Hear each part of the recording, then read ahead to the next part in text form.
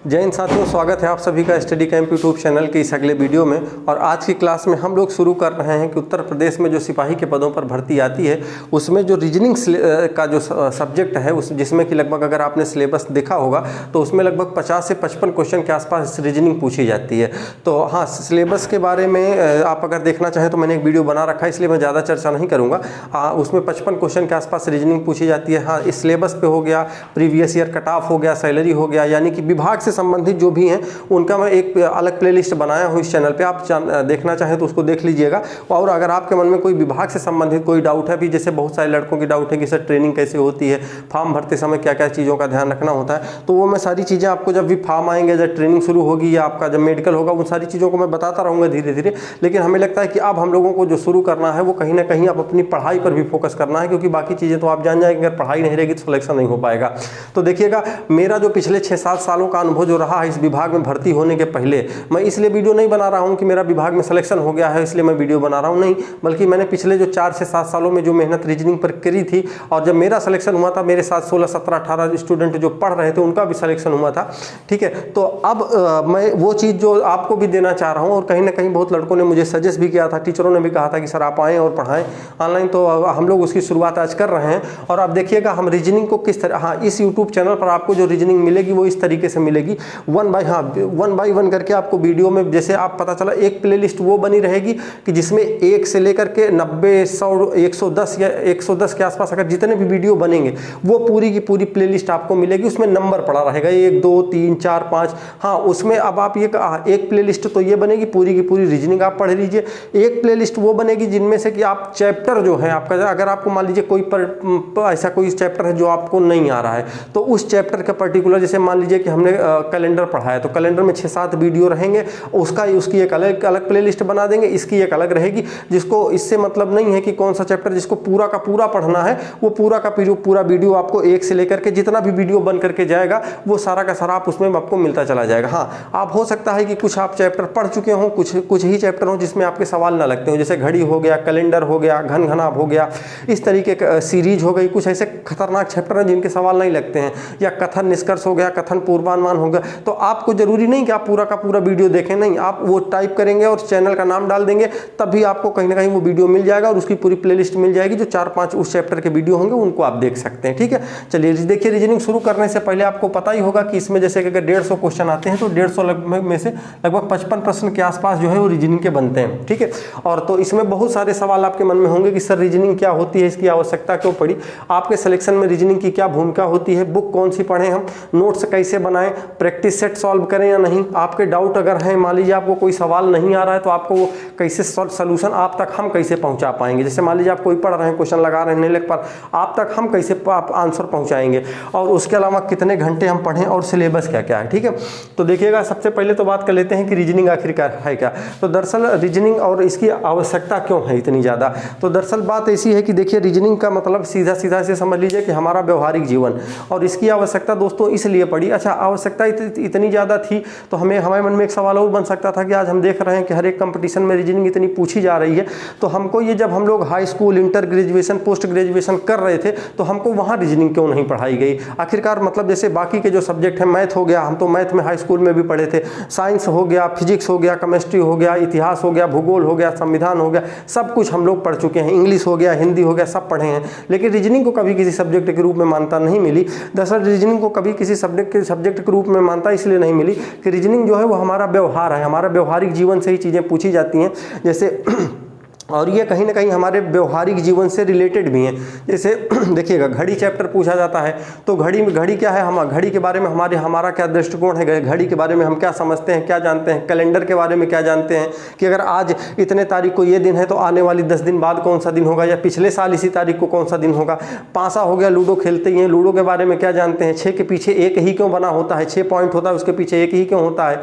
तो वो सब तमाम तरीके की जानकारी, दिशा पूरब पश्चिम उत्तर दक्षिण जाना है, मोबाइल में में देख रहे हैं कि अच्छा ये तो मैप दिखा रहा है, लेकिन कहते हैं कि चलो ठीक है गूगल मैप लगा लिए, उसमें दिखा इधर का रहा, हम जा इधर रहे हैं तो पता चले दूरी और बढ़ जा रही है। तो लोगों को मोबाइल में भी दक्षिण कहाँ होता है, मोबाइल में सब तमाम तरीके की जो चीज़ें थी जो इंसान के व्यवहारिक जीवन से रिलेटेड थी कहीं ना कहीं, उसको उठा करके एक पूरा का पूरा बना दिए हैं। वो सब्जेक्ट आपका कहलाता है रीजनिंग, और इसकी आवश्यकता इसलिए पड़ी क्योंकि हम अपने व्यवहारिक जीवन में कितने कुशल हैं। ठीक है, चलिए अब देखिएगा अब आपके सिलेक्शन में रीजनिंग की क्या भूमिका हो सकती है। देखिए दोस्तों, रीजनिंग की भूमिका इतनी है कि अगर आप बाकी सब्जेक्टों में से किसी एक सब्जेक्ट में अगर आप ठीक ठाक नंबर ले आए, और रीजनिंग में 55 क्वेश्चन आने हैं, 55 में से अगर आप ठीक ठाक तैयारी कर लेंगे तो 50 क्वेश्चन के आसपास रीजनिंग में आपका सिलेक्शन हो सकता है। और 50 क्वेश्चन अगर आपका रीजनिंग में सिलेक्शन आप 50 क्वेश्चन अगर आप कर ले रहे हैं तो बाकी जो सब्जेक्ट हैं उन 3 सब्जेक्ट में से अगर आप 60-65 के आसपास स्कोर कर लेते हैं तो आपका सिलेक्शन हो जाएगा।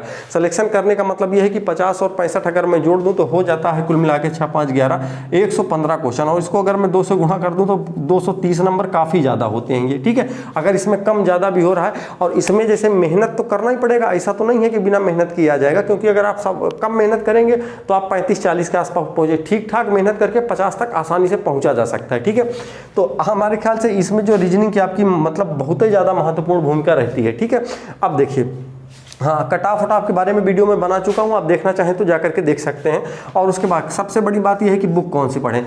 देखिएगा, ना तो मैं किसी भी बुक का स्पॉन्सरशिप मेरे पास है कि मैं किसी का प्रचार करूं, लेकिन हाँ इतना है कि मैंने जो 6, 7, 8 बुक देखी हैं, पहली चीज़ तो एक बात मैं बता दे रहा हूं, देखो दोस्त, पैसा खर्च करने की कोई ज़रूरत नहीं है, क्योंकि हमारे जैसे साथी हैं यार जिनके पास पैसे वैसे नहीं होते हैं तो किताब खरीदना भी बड़ी दिक्कत की बात होती है। तो अगर आपके पास कोई भी किताब है, कोई भी A to Z, आप रीजनिंग की कोई भी किताब है अगर आपके पास, तो जो मैं बता रहा नहीं है तो जो मैं बता रहा हूँ वो ले लीजिएगा, कोई भी है, काम उससे भी चलेगा। क्यों?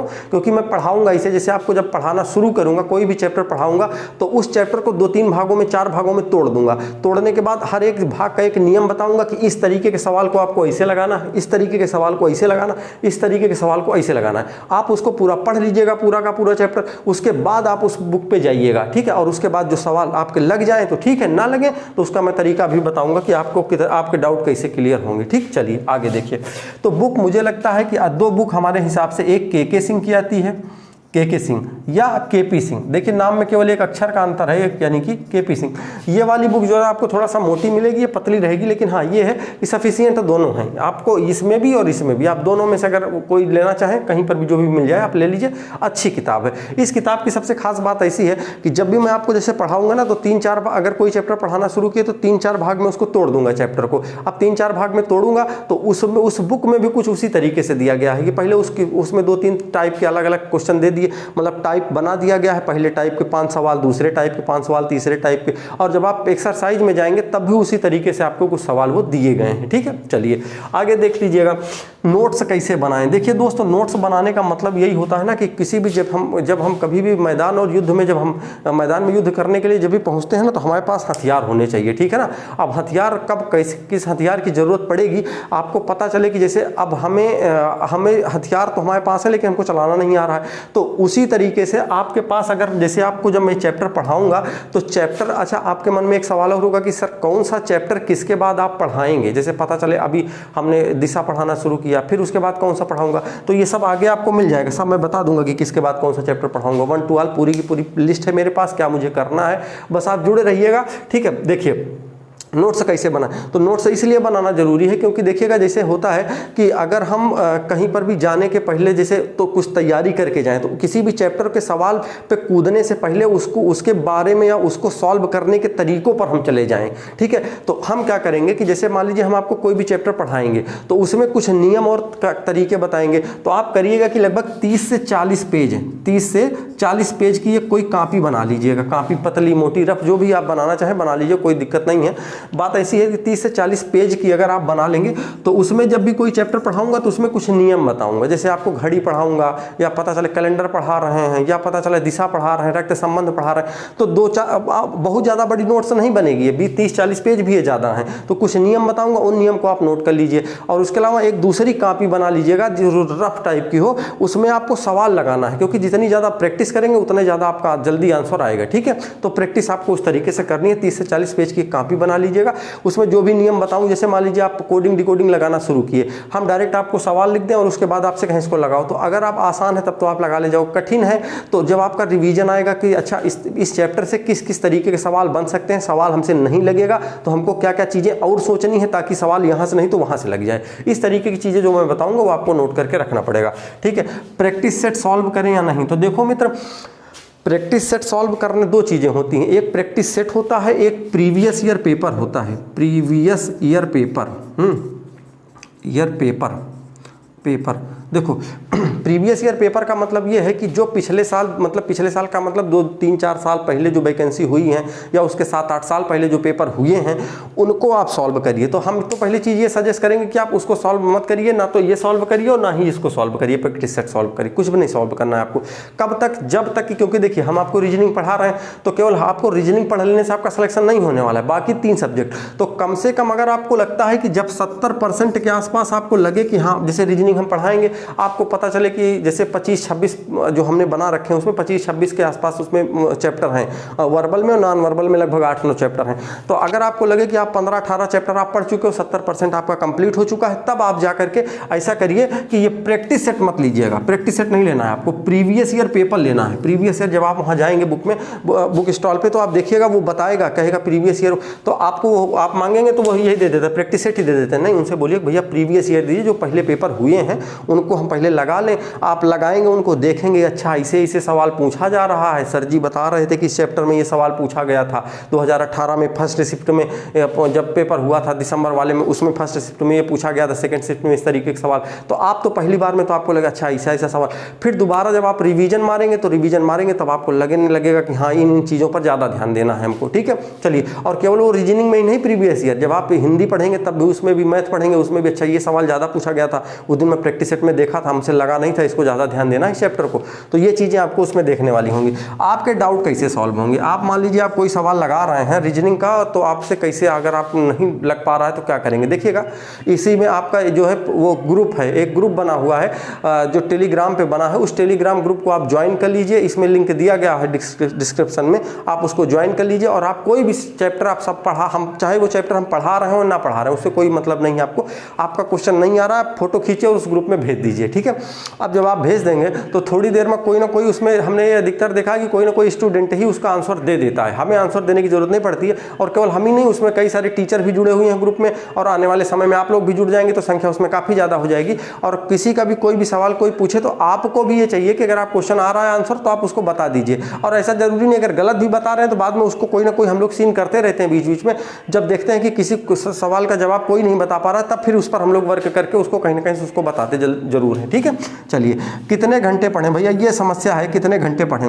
देखो भैया, एक बात ऐसी होती है कि जो एक क्या कहते हैं कि जैसे एक मतलब आप देखे होंगे ट्यूशन पढ़ाने वाले में ये समस्या काफ़ी ज़्यादा, समस्या क्या है, ये बातें बड़ी जल्दी, कभी आप ट्यूशन पढ़ाने जाइए तो जो ट्यूशन के गार्जियन जो समझदार होते हैं वो क्या कहते हैं, वो आपसे ये कभी नहीं कहते कि इसको कितने घंटे पढ़ाओगे, लेकिन जो थोड़ा सा मतलब कम उनका होता है तो वो उनको क्या मतलब प्रोडक्शन क्या हो रहा है, उत्पादित क्या हो रहा है, उससे मतलब नहीं है, टाइम कितना आप दे रहे हैं ये मायने रखता है। जैसे कि एक टीचर वो है जो किसी बच्चे को आता है, आपने स्कूल में भी देखा होगा कि कुछ टीचर ऐसे हैं, आते हैं वो 25-30 मिनट ही केवल पढ़ाते हैं, लेकिन एकदम धुआंधार तरीके से पढ़ाते हैं। और कुछ टीचर ऐसे होते हैं, आते हैं वो 45 मिनट नहीं 1.5 घंटा पढ़ाते हैं, लेकिन वो कहाँ पढ़ाएं उनको खुद नहीं समझ आता और बच्चों को भी नहीं समझ आता। तो उसी तरीके से सेम कंडीशन आपकी है कि आप अगर पढ़ें तो 1 घंटे भी अगर आप पढ़ें सही से, क्योंकि अगर मान लीजिए वीडियो आप देखेंगे तो वीडियो देखने में लगभग आपका 1 घंटा चला जाएगा। 1 घंटे अगर आप वीडियो देखे हैं तो उसके बाद अगर आप आधे घंटे अगर पढ़ लेते हैं, आधे घंटे का मतलब होता है 30 मिनट, और 30 मिनट का मतलब ये होता है कि आप कितना भी कुछ करेंगे तो लगभग आप 25 से 30 सवाल आप लगाएंगे 30 मिनट में, 25 से 30 सवाल। और 25 से 30 सवाल पर डे का मतलब आप समझ रहे हैं ना कि एक चैप्टर पढ़ने में 4 दिन लगता है, और एक चैप्टर पढ़ने में 3-4 दिन, और 3-4 दिन में आप लगभग उस चैप्टर के 120 सवाल के आसपास लगा चुके होंगे। और फिर हम कह रहे हैं केवल आप पुलिस का, सिपाही का नहीं, आप दरोगा के दीजिए, SSC बैंक का पेपर दीजिएगा, आपको लगेगा कि हाँ आपने जो रीजनिंग पढ़ी वो लेवल वाली रीजनिंग है। ठीक है ना, चलिए आगे अब देखिएगा जो सिलेबस है, देखिए इसका सिलेबस क्या है और सिलेबस के साथ साथ आपको हम किस तरीके से पढ़ाएंगे, कौन सा चैप्टर किसके बाद पढ़ाएंगे, ये पूरा का पूरा सिलेबस हम अभी इस पे जैसे अगले वीडियो में मैं बनाऊंगा तो इस रीजनिंग में 2 पार्ट करके बनाएंगे, एक इधर का एक इधर का, एक वर्बल का एक नॉन वर्बल का। तो कौन सा चैप्टर किसके बाद पढ़ाऊंगा आपको भी पता होना चाहिए। देखिए बशर्ते हाँ ये है कि थोड़ा सा टेक्नोलॉजी इतनी ज़्यादा हो चुकी है लेकिन हमारे पास अभी थोड़ी सी कमी है, तो आपको करना इतना सा होगा कि आपको जब मैं यहाँ पे लिखूंगा तो आपको अपनी नोट्स में वो चीज़ें लिखनी पड़ेंगी। लिखने का मतलब ये है कि आप लिख लेंगे कि कौन सा चैप्टर आपको मिलेगा। पीडीएफ की व्यवस्था भी नहीं हो पाई है, कोशिश मतलब रहेगी आने वाले समय में आप लोगों का सपोर्ट अच्छा खासा रहा तो फिर हम जल्दी व्यवस्था करवाएंगे। देखिएगा फिर उसके बाद इधर क्या लिखा है वो लिख लेंगे आप, उसके बाद आप पढ़ने की कोशिश करेंगे। फिर हम आपको चैप्टर बता ही देंगे, फिर जब चैप्टर पढ़ाएंगे तो चैप्टर में 1 बाय 1 करके बता देंगे कि इस चैप्टर को इस तरीके से पढ़ना है। और उस चैप्टर में सबसे पहले क्या करेंगे, नियम कानून तरीका बताएंगे आपको। तरीका बताने के बाद फिर हम सवाल पे आएंगे और सवाल पे जब आएंगे फिर दूसरा तरीका उठाएंगे, दूसरा बताएंगे, तीसरा 3-4 टॉपिक टाइप में उसको बांट देंगे। बांटने के बाद फिर क्या होगा कि हम उसी बीच में ये भी गौर करते रहेंगे कि ग्रुप में लड़के और लड़कियों यानी जो स्टूडेंट हैं उनका मैसेज उसमें आता रहता है कि सर ये क्वेश्चन नहीं लगा, ये क्वेश्चन नहीं लगा। तो जो क्वेश्चन हमें लगेगा कि हाँ ये लेवल वाले हैं, जैसे लेवल वाले हमें कैसे पता कौन से लेवल वाले हैं, ठीक है। तो देखो बात ऐसी है कि जब हम कोचिंग पढ़ाते थे तो हमने ये देखते थे कि जैसे अगर मान लीजिए हम कोई चैप्टर पढ़ाए, अगर हम पता चला 5 चैप्टर पढ़ाए तो हमको ये चीज़ पता है कि अगर हम पूरा चैप्टर पढ़ा देंगे तो इस क्लास में कौन सा क्वेश्चन फंसने वाला है। उसका रीजन यही होता था क्योंकि जो 2-3 साल पहले जो पढ़ाए थे तो हर एक मतलब स्टूडेंट जो फंसता था लगभग उन्हीं सवालों में वो फंसते थे। तो उन चीज़ों को हम उन क्वेश्चनों को उठा लेंगे और उनको यहाँ पर पहले तो हम लिखेंगे, जैसे लिख करके रखेंगे और 4-5 क्वेश्चन इसमें आ जाएगा। और उसके बाद आपको बताऊंगा कि इस क्वेश्चन में आपको अलग क्या है, क्योंकि कुछ क्वेश्चन ऐसे होते हैं जिसे आपने देखा होगा कि वो फार्मूला या नियम पे नहीं लगते हैं, उनका मतलब सब 2-4 फार्मूले मिला करके वो उसका आंसर दिया जाता है। तो उसी तरीके से जो क्वेश्चन होंगे उनको फिर मतलब अलग करके भी लिख लिया जाएगा। लास्ट में प्रैक्टिस सेट हो जाएगी लगभग 10-15-20 क्वेश्चन का, पूरा चैप्टर आपका हो जाएगा समाप्त। ठीक है, चलिए अब देख लीजिएगा इसका जो सिलेबस है उसको सिलेबस को हम अगले वीडियो में चर्चा कर देंगे। कौन सा सिलेबस किसके चैप्टर किसके बाद पढ़ाया जाएगा वो आप नोट कर लीजिएगा। और इसके बाद जब फिर अगला वीडियो आएगा तो वो फिर चैप्टर शुरू कर दिया जाएगा। इस चैप्टर को पढ़ने से पहले क्या करना है, कैसे आपको समझना, वो हो जाएगी बातें। ठीक है, चलिए ठीक दोस्तों, फिर मिलते हैं अगले वीडियो में। Okay, thank you.